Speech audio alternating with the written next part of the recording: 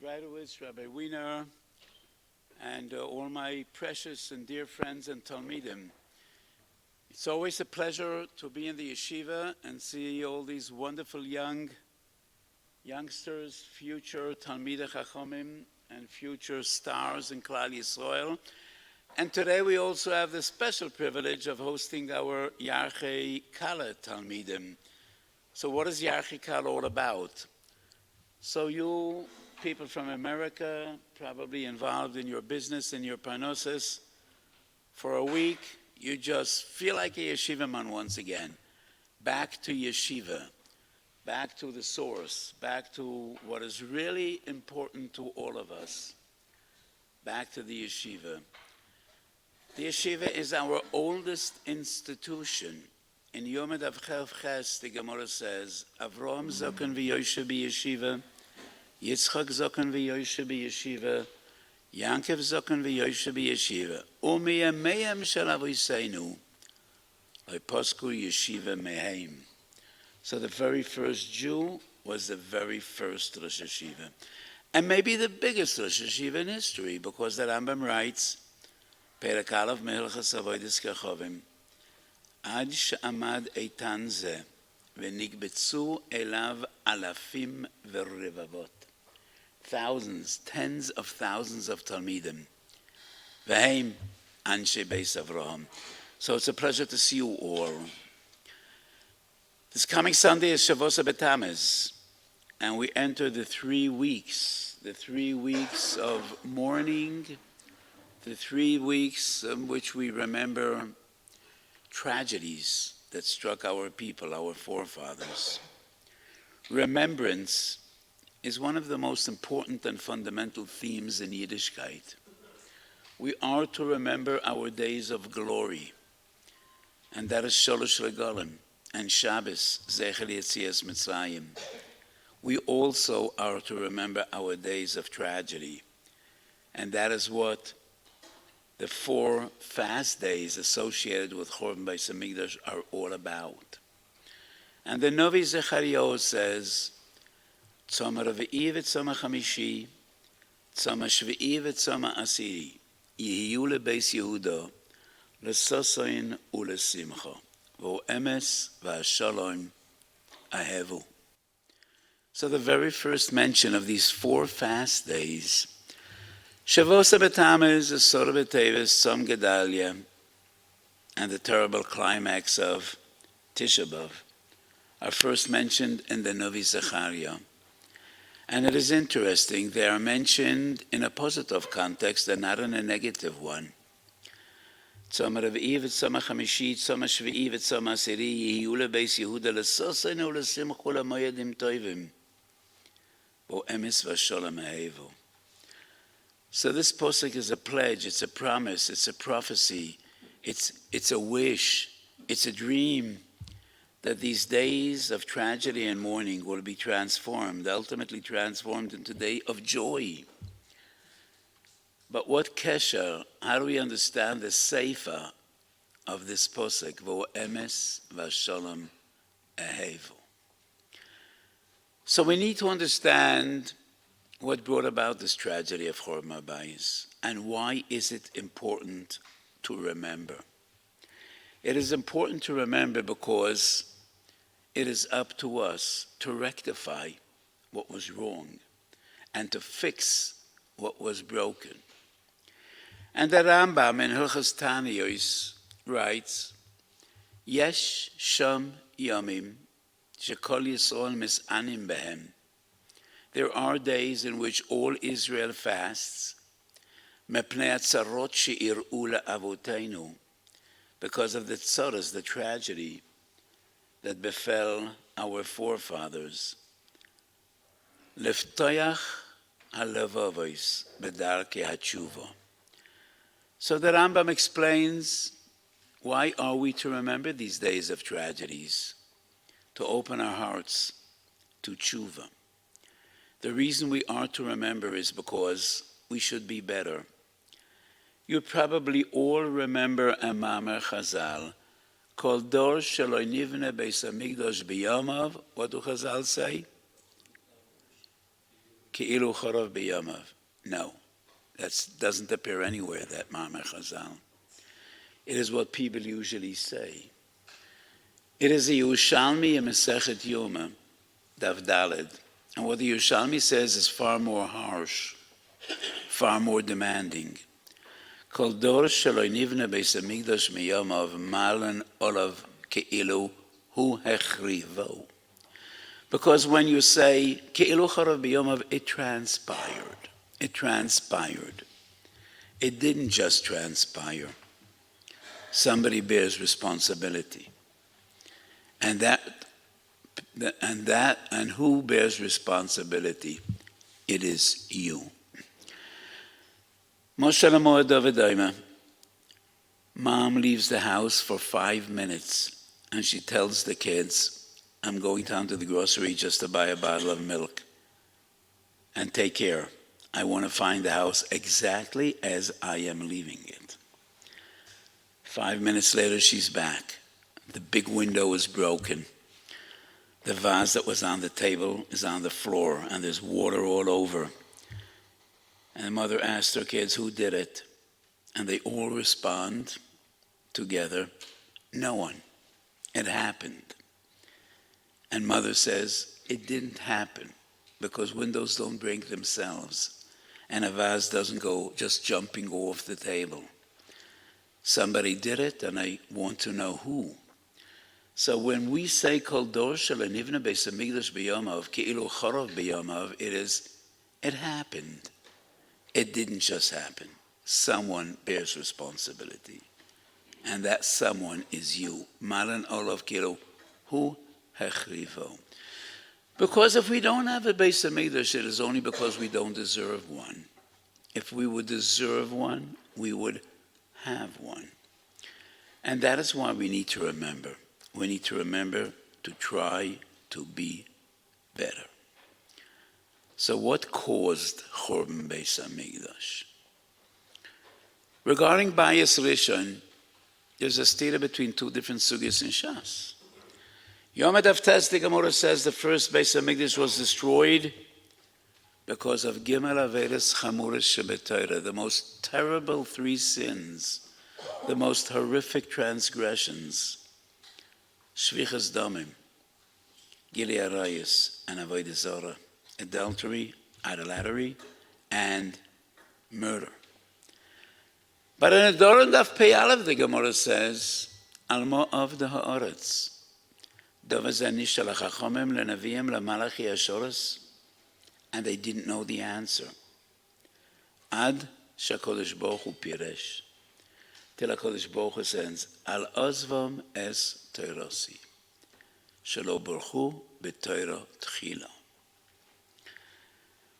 So what caused Churban Beis Hamikdash, the destruction of the first Beis Hamikdash? Was it Gimel Averes Chamur Shebetayra, or was it Bitul Torah?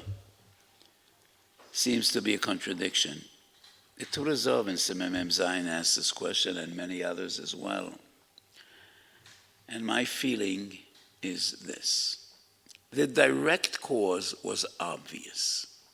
The direct cause was obvious. This is something that everybody witnessed. Too much murder, Avodah Zarah, Gilui Arayos. The big question was, how did this happen?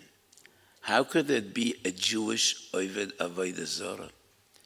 Kadosh Baruch Hu tells Moshe Rabbeinu, "V'gam b'cha yaminu le'olam." How could a Jew be a shoifech damim? If the Gemara in Yevamos Tafayinta says, "Shloshes monim yesh be'umet zeh rachmonim, goyim lechasodim." How could this happen to our people, to our families, to our children? That was the big question nobody knew to explain. Till HaKadosh Baruch Hu says, Al Ozvam Es Toirasi. If you leave Torah, then there is nothing left. If you leave Torah, then you fall, and you fall to the lowest domains. And that was what HaKadosh Baruch Hu said. Shaloi Baruch Hu b'Torah Tchilo, and the Ran explains in the name of Rabbeinu Yoina. They didn't cherish Torah. They didn't appreciate Torah. They didn't understand how essential and important is Torah to us as individuals, as communities, as a nation, as a people. That was the big question, and that is what HaKadosh Baruch Hu answered. Alozvam esterosi, shaloi bocho b'Torah techila. So the first Beis HaMikdash was destroyed primarily by Bittul Torah, which caused a total disintegration of Jewish society, which ultimately culminated in the destruction of the Beis HaMikdash.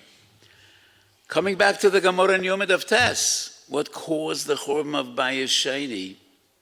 And the Gemara says they did learn Torah. They were diligent in the performance of their mitzvahs. However, sinas chinam, total lack of harmony and love between Jews. Sinas chinam.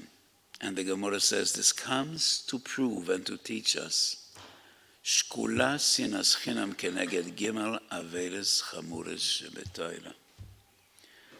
So we lost the first Beis HaMikdash for Bittul Torah and the second Beis HaMikdash for sinas chinam.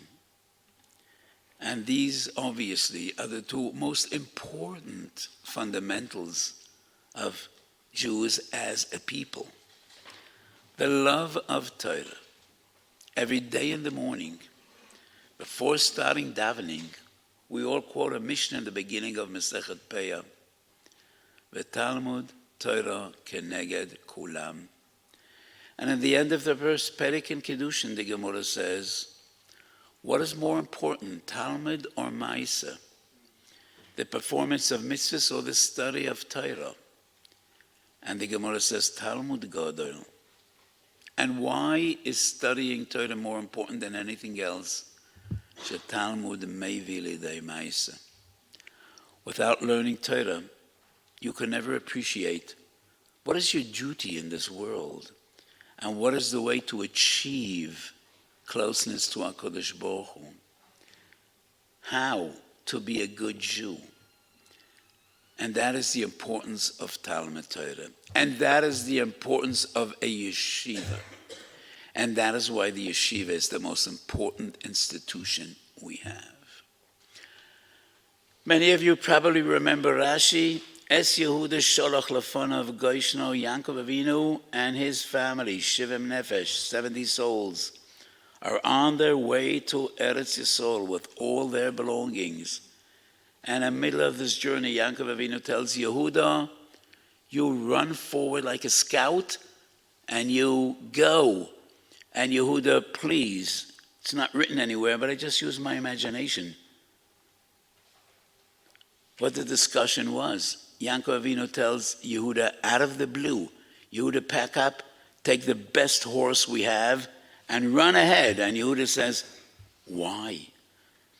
This is such a pleasant delight. What an experience. We're all together. And you teach us Torah every day. I'm together with my brothers, with the entire family. Why should I run ahead alone? And Yaakov Avinu says, Letaken loy beis Talmud. I want to know that I have a kollel when I arrive there. And Yehuda says, Abba, you could trust me. You know, I'm reliable. I'm going to open a kollel for you when you get there. Why do I need to go ahead? And Yaakov Avinu says, Yehuda, you don't understand. I will not set foot in a town unless I know there is a Beis Medrash waiting for me. When we're going to get there, that's too late.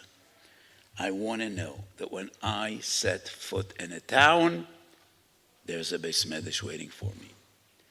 There's a Beis Medrash with a Shas and a few additional Sfarim and a Mishnayos and Chamisha Chumash Torah and all the rest. Yehuda, you run ahead. So Ahavas Torah is what yeshiva is all about. And that is why we're all here in this magnificent, wonderful Beis Medrash. And the second important fundamental is Ahavas Reim. Love each other care for each other. Because sinas chinam is what brought about Churban Bayis Sheni, the destruction of the second Beis Hamikdash. And these two are the bedrock, are the fundamentals of Am Yisrael, of Klal Yisrael. And they're more important than anything else. So the Navi says, I promise, Tzom HaRavi v'Tzom HaChamishi, Tzom HaAsiri, Tzom HaShvi'i v'Tzom HaAsiri, Yehiyu leBeis Yehuda, leSasoin uleSimcha, uleMoyadim Tovim. You will ask, when? When will it be? The Navi Zechariah says, I can't tell you when, but I could tell you how. When is up to you. How will this come to be? How will these terrible days of mourning and of tragedy and of sadness be transformed to the most joyous days? V'hu emes v'ashalom ahevu. Emes is Torah. Chaysamah shel HaKadosh Baruch Hu is emes, and our Torah is Torah's emes. It is the only and ultimate truth. When you will love emes, you will love Torah, and you will fix the churban of the first Beis Hamikdash shalei Baruch Hu b'Torah techila, and you will be like Aaron HaKohen, oyev shalom v'roidev shalom, oyev esabriyas u'makavan HaTorah, talmid hachacham amar b'shalom b'yoinam, and you will fix what broke the second Beis Hamikdash. It is then that we will be zoicha to the blessing, to the bracha of the Navi. So as we approach the 3 weeks, these 21 days of tragedy, of mourning, these are some things we need to think about and deal with. So I turn to all our wonderful Talmidim, young boys from America, from the entire world. You have the schus to learn Torah in Yerushalayim. You have the schus to learn in this magnificent yeshiva. I don't know whether the yeshivas ever talked to you about the Ohr Somayach. The name of our yeshiva is Ohr Somayach.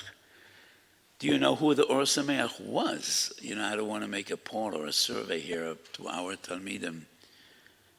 But the Meir Simcha of Dvinsk was one of the greatest Gedolim. His personal life was tragic. He has no offspring. There are no eneklich of the Meir Simcha. He wasn't ever zeicha to see a grandchild. His personal life was sad and tragic. And he was the greatest gadol. And it is not coincidence that he named his sefer Ohr Somayach. He was a person that was full of simcha. And his simcha was derived directly from his closeness to HaKadosh Baruch Hu. Va'ani kirvas Elokim li toiv. The Chazon Ish writes in a letter, the only simcha I have in my life is doing the mitzvahs of HaKadosh Baruch Hu, being close to HaKadosh Baruch Hu, basking in the glory and the warmth of HaKadosh Baruch Hu. So the Ohr Somayach was not only one of the most original thinkers of his time, and he wrote 2 magnificent svarim, the Meshech Chochmah HaTorah and the Ohr Somayach al Rambam. He is a paragon and a symbol of Simchas HaTorah. His personal life would drag anyone down into a deep depression. And what gave him simcha was the Torah that he learned, the Torah that he taught, and the light that he brought to the world.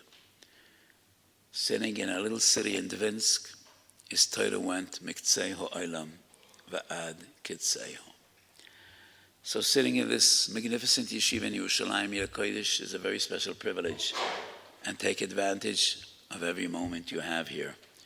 You have great rebbeim in the yeshiva, and you have so much to learn, and so much that we will be happy to teach.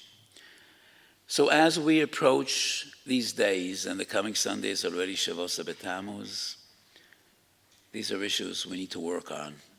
Ahavas Torah and Shalom. Chazal say, Talmidei Chacham Shalom Yolam. And a joker once said, Talmidei Chacham are always making peace because they argue so much with each other that they're always busy. Who is the peacemaker today? And who is going to make Shalom tomorrow?